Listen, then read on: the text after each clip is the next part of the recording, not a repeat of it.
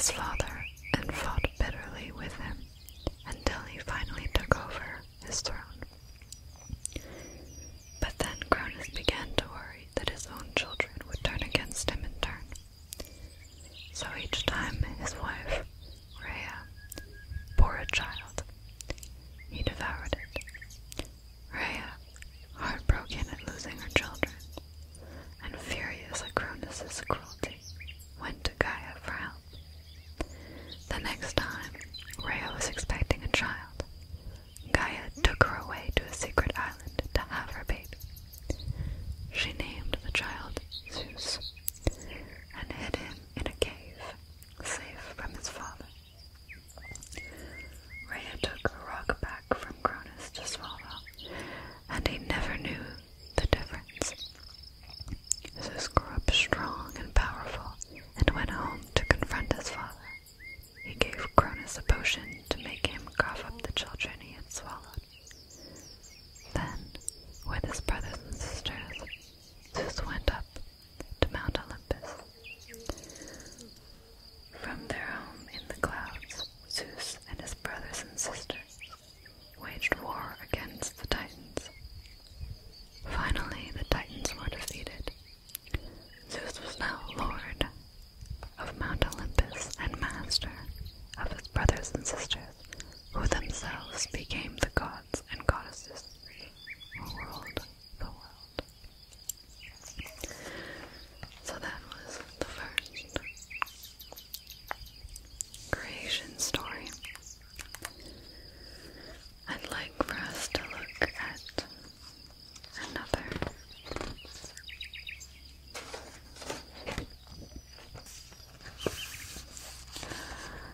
This one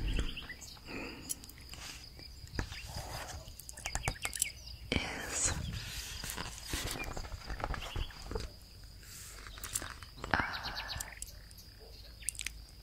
creations and beginning story. A legend in the culture of the Australian natives. So, it is called the Dreamtime, and I am going to start. In the beginning, the earth was still,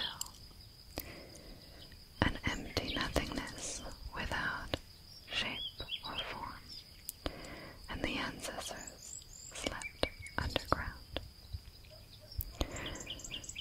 Then the dream time came, when the ancestors rose up and began to walk the earth, singing as they went. They sang the names of animals, of trees, of grasses and flowers and birds. And as they sang each name, what they sang came into being.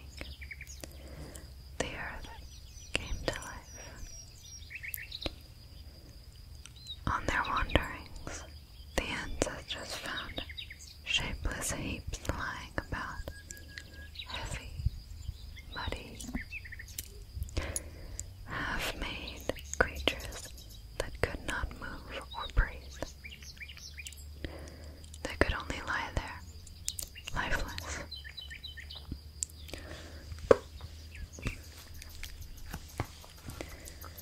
The ancestors fashioned knives from stones, and with these knives they carved heads and faces, arms and hands, legs and feet. From the half-made creatures, they made fully formed human beings and breathed life into them. These humans became the ancestors' spirit children. The ancestors gave the earth to their spirit children and taught them how to live with the plants and animals and how to care for them and for the land that they had been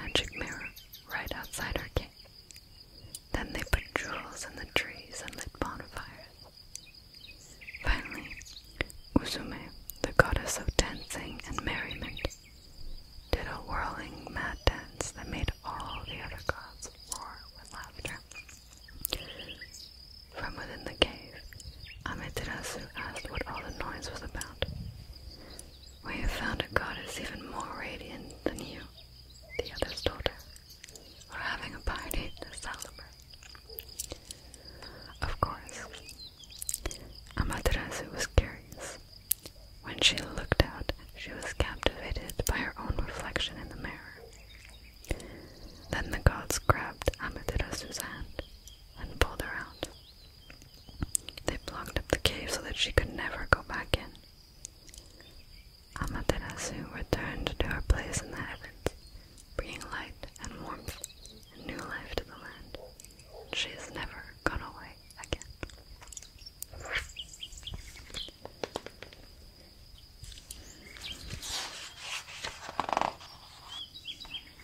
Okay.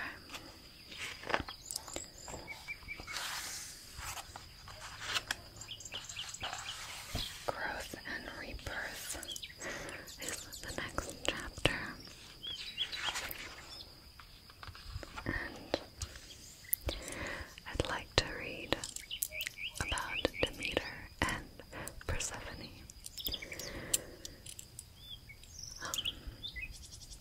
More Greek, and it's a story I really like, and I will show you the illustrations as well. A bit scarier, I guess.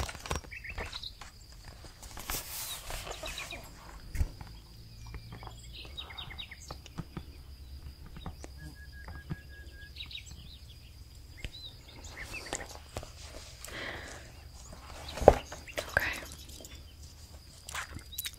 So, once again, a little pre-reading context. So, this Greek myth explains the changing seasons and the growth of plants. Demeter, the goddess of grain, was known to the Romans as Ceres, and we get the word cereal from her name. Let's begin. There was a time when the world was warm and sunny all year.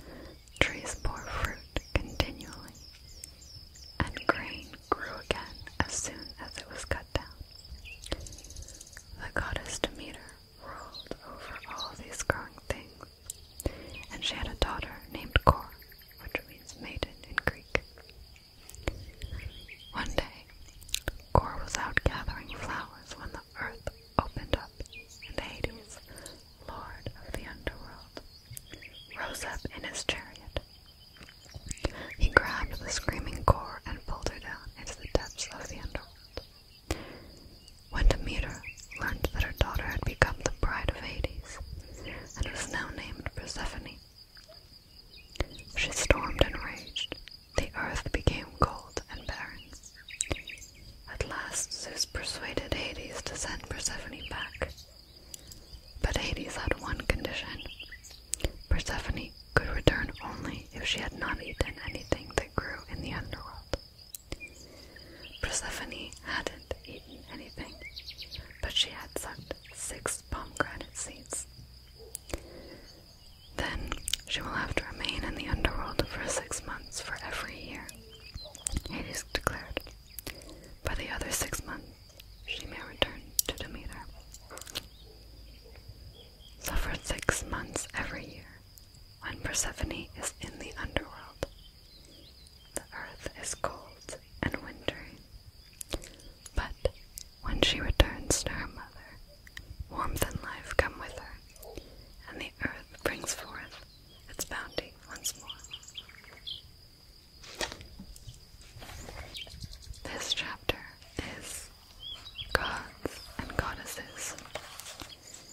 I do think most of you will recognize a lot of these stories, like Horus, Artemis,